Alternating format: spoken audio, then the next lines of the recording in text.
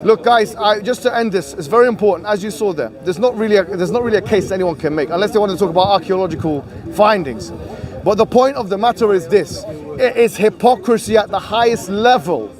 It is a double standard at the highest level when you have groups of people in the West, neoconservatives, alt-right, whatever you want to call them, who actually support the state of Israel, and they call for process of normalization with Israel. You have even Muslims voting Democrat because Joe Biden is apparently better than his alternative. Well, actually, he's not. In fact, those Muslims who voted for him should be ashamed of themselves, knowing that he would be someone who supports this cause. I say very clearly that we should not vote for any of the political parties today. Labour, Democrats, the Muslims should withhold their vote. Because you know why? I'm not saying because voting is kufr or voting is shirk or that. We don't believe in this. But what we are saying is this: if the Labour Party in this country knows that Muslims will vote for them, they don't have to work for it. They don't even have to work for it. The Democrats are pretty confident that Muslims are going to vote for it. They don't even have to work for it. But we see the fact that the Democrats, Joe Biden is saying that had a state of Israel not been there, we'd have had to invent one. This, what's his name? Starmer, yeah? I forget his first name. What's his first name? Yeah. Keir Starmer, yeah? Yeah, this fool. He actually is a Zionist by his own confession, and he actually cancelled one of the meetings he had with Muslim organization because they're pro-Palestine. This guy is no different from what you have in the Conservative Party. Therefore, I say this clearly today. In addition to the social media policies that we have and our directives, we should condemn those parties, the Labour Party and the Democrat Party, and we should withhold our vote.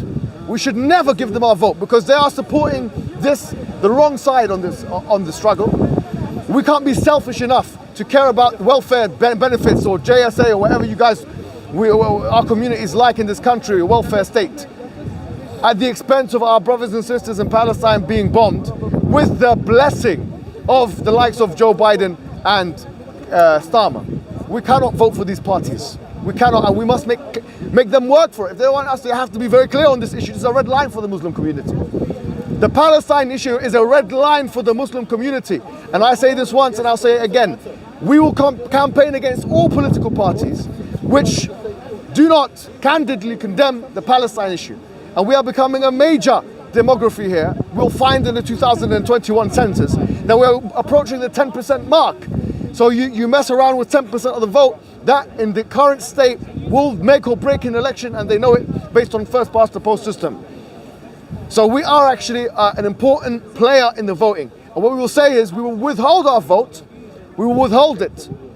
If you, as a political leader, are treating the Muslim community and the Palestinian community in the way that you're doing, and we will withhold our vote and we will condemn Joe Biden and condemn all of those who campaign on his behalf from the Muslim community as well.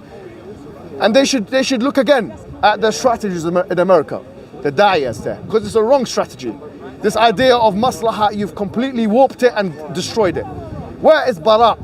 Where you don't believe inna bara minkum mimma ta'buduna min dun Allah kafarna bikum wa bada baynana wa baynakum al-adawata wal baghda abadan hatta tu'minu billahi wahdah. That's what Abraham said. We are disassociated with you.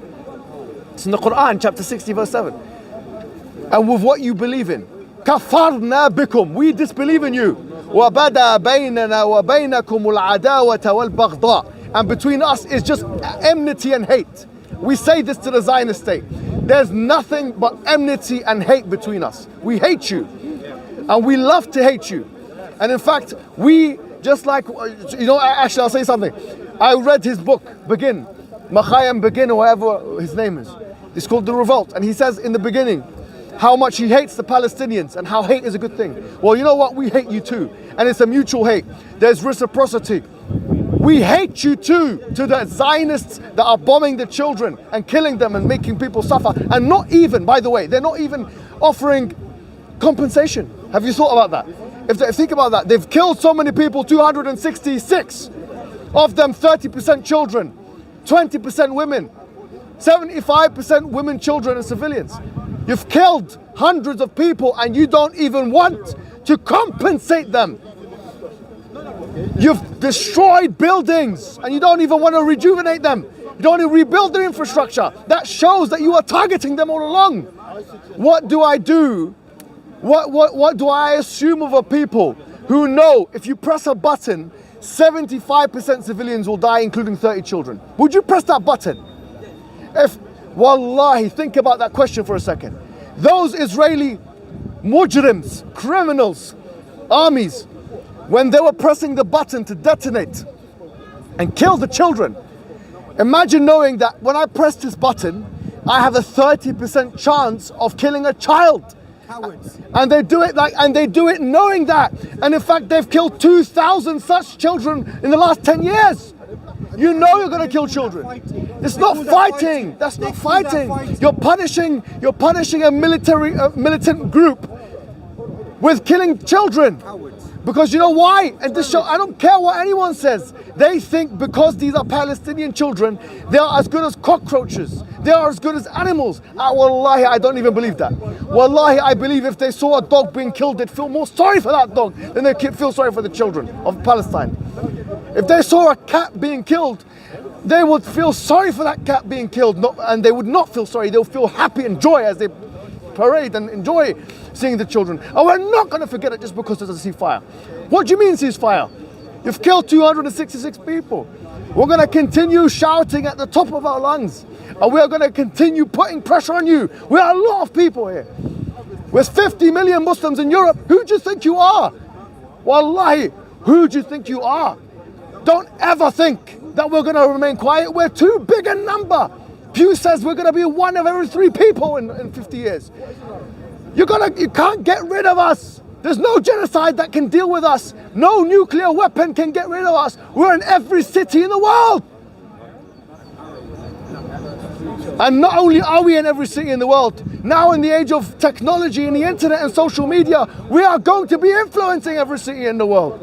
And we are going to be dealing with the oppression that you want to exact upon us.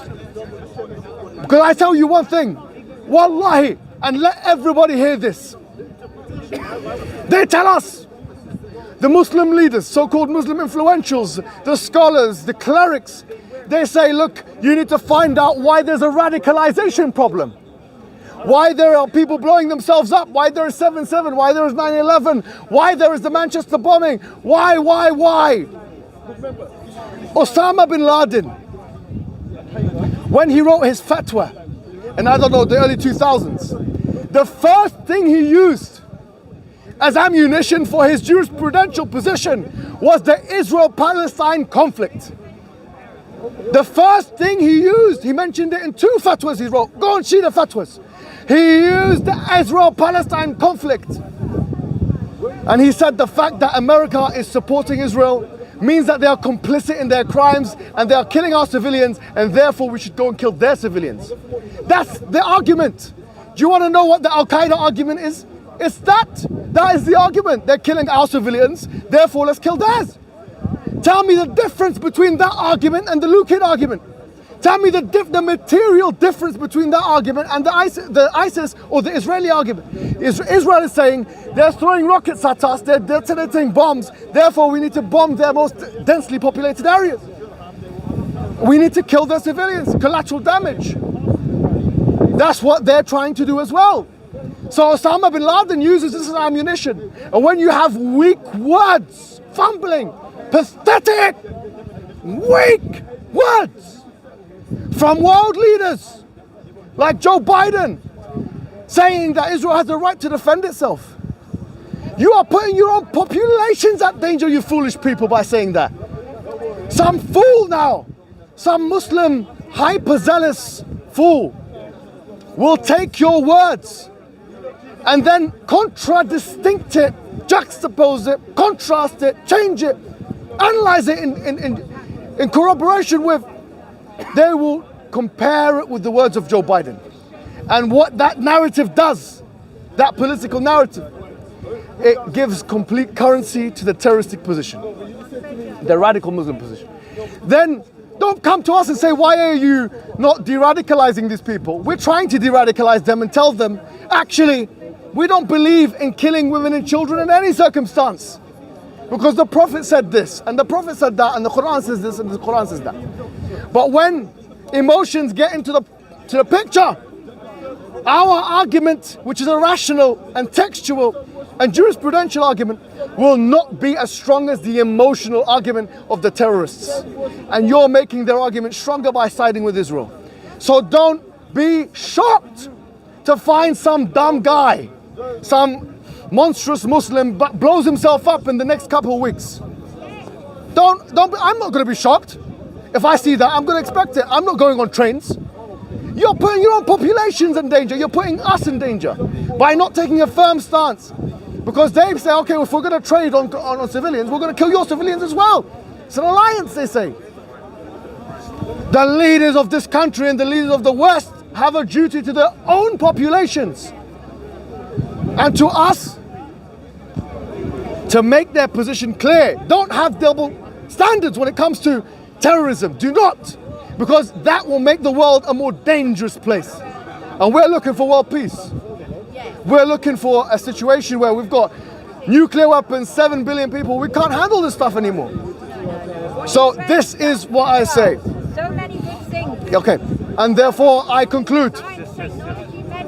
Wassalamu alaikum wa rahmatullahi wa barakatuh. My voice is almost gone, bro. Wow, I've shouted too much today.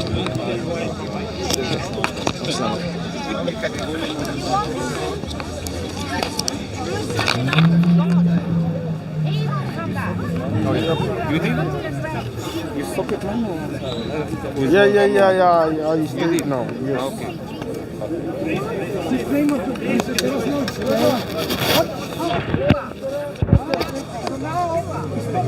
Thank you.